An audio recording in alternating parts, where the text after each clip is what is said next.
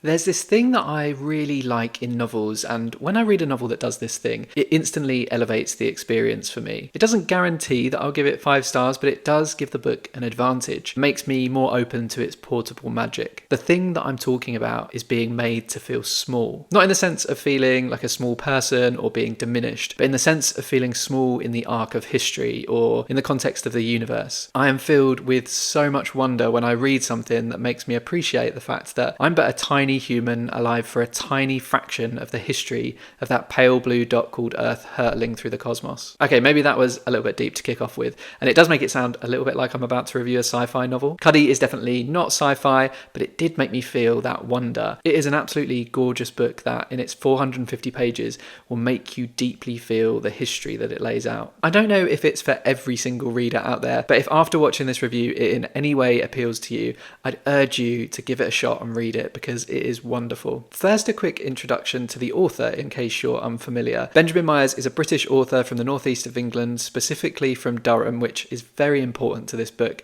and he's the author of 10 novels, a book of short stories, and 2 works of non-fiction. Oh, and quite a bit of poetry. I always think of him as being pretty terminally underrated, but really he's not. His novel Pig Iron won the Gordon Byrne Prize, Bee Stings won the Portico Prize, The Offing was a BBC Radio 2 book club pick, and for his 2017 book The Gallows Pole he won the Walter Scott Prize for historical fiction, which I believe is one of the most lucrative UK prizes out there in terms of prize money. But I still for some reason think of him as underrated because he's written some crime fiction, but he's never been a bestseller. You won't find his books in the supermarket, and he writes some of the finest literary fiction in the UK today, but he's never been longlisted for the Booker. And the Booker to me has always felt like this point of validation for literary authors. Now, I am not a Booker whinger, but that probably should have changed this year with his novel Cuddy. Thankfully, Cuddy has been now rewarded, and it recently won the Goldsmiths Prize, which is looking for the best experimental fiction that pushes the boundaries of what a novel can do. But having now read the book, I just cannot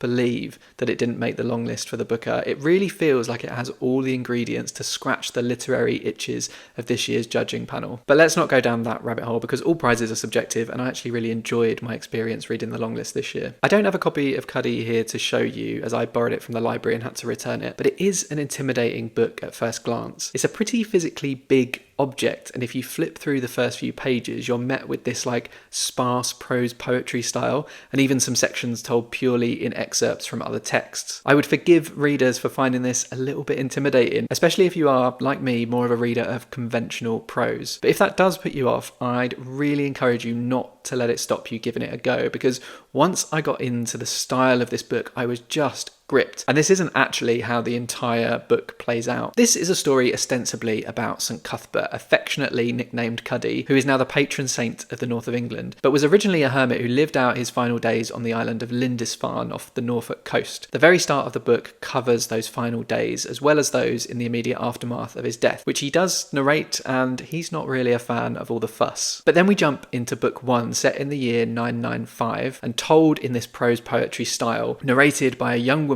travelling with the faithful who have escaped Lindisfarne, running away from some invading Danes, but with Cuddy's coffin in tow. They're looking for a safe and appropriate place to lay his body to rest, somewhere to build a fitting tribute to someone that they believed to be remarkable and miraculous. Now, I'm not really a poetry person. I really struggled to get my head around it, but I found this narrative voice very compelling and full of personality. There's plenty of plot to keep things going too, with her interactions with the other religious men, which are often humorous. It gave me a kind of Monty Python's Life of Brian vibe at times. And then in parallel, we get a sense of her dreams, which are sort of edging into prophecy about the place they're looking for, and an emerging relationship with another member of the party that she calls Owl Eyes. He's a bit of an odd-looking guy, and he's also more of an outsider of the group. In between her poetic narration are sections told entirely in short extracts from other texts. So there are bits from stories of Lindisfarne or from Durham's history. There is a contemporary to the time biography of St Cuthbert by this guy called Bede, and a bunch of other texts. It's kind of weird at first, and it might feel like you're reading something academic, but then once you get into the swing of it, it's actually really interesting to see this chorus of voices trying to tell the history of this man and this place. Not only do you get to see like the shape of that history and how it might have changed over time, and you pick up on a bunch of facts about like the arc of his life, but you notice these competing narratives, like the disagreements between things and the thorniness of accurately telling a history of events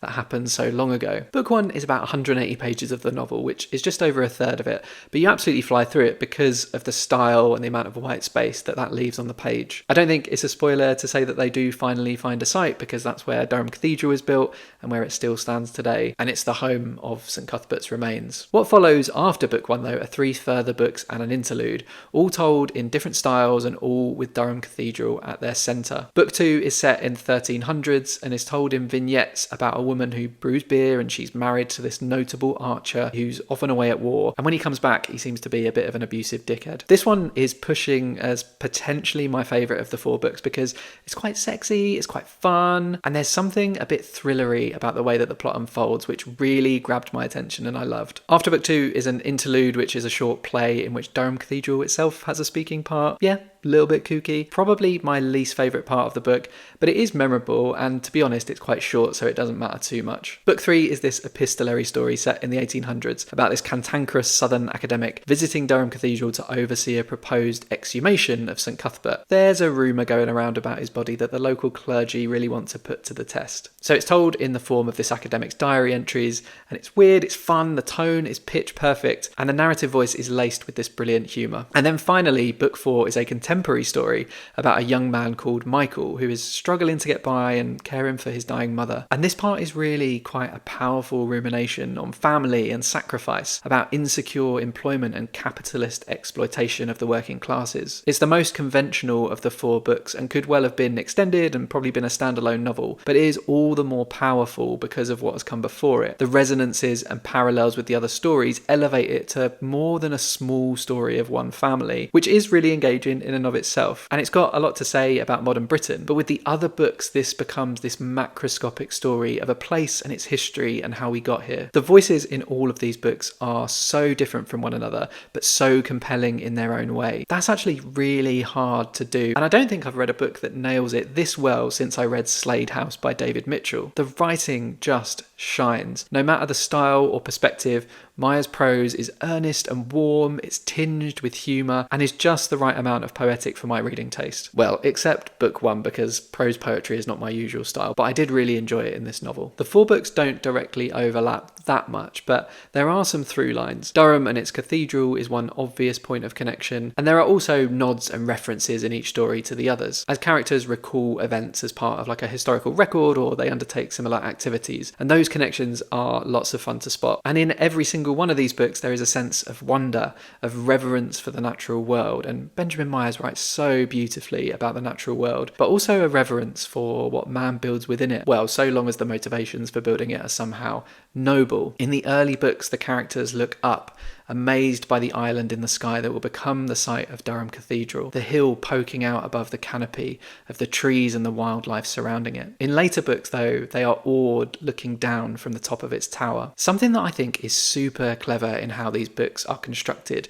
is that the most cutting edge modern style is used for the oldest parts of the novel. This modern style is harder to understand, it's sparser in what's explicitly on the page and communicated to the reader, and so there's a lot more room for interpretation. But what I find genius is that we have the same problems when trying to understand history from a long time ago. Like, language has changed and records have gaps. So much of the work that historians do is about filling in those gaps, making informed guesses about what happened and why based on the evidence available. And by matching this like modern style with the oldest history, they kind of reflect and emphasize one another. It reminds you how hard it is to have a meaningful conversation with the past, and how much harder that gets the further back you go. So we start like this with a really old story told with a more cutting edge style, and then as the timeline becomes more contemporary, the prose becomes more conventional. And when I picked up on this, it kind of blew my mind a bit, and I thought it was just so clever. Another thing I noticed was that similar names are reused across the different books, which brought to mind Hanya Yanagihara's To Paradise. And I really liked the idea of that book, but the execution just didn't bring things together enough for me. The reused names didn't seem to follow any particular logic, and the alternative timelines made the whole thing feel more disjointed than it needed to be. Cuddy feels like a much more successful successful execution of what Yanagihara was trying to do. The names here are like shades of one another, they're really subtle in how they're used, and they effectively emphasise the circularity of history while accounting for the fact that things do change, time moves on. And the stories in Cuddy, they aren't wrapped up neatly,